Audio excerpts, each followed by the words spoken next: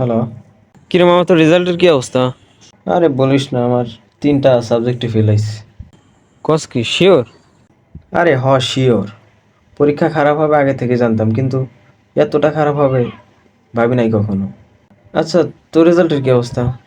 আরে মামা, আমারও একটাই ফেল আইছে। কি, তোরও ফেলাইছে? কি, তোরও ফেলাইছে? হ্যাঁ বেটা, আমার লাগে মজা লাস তুই। আরে মজা না, সত্যি আমার ওই একটা সাবজেক্টে ফেল আইছে।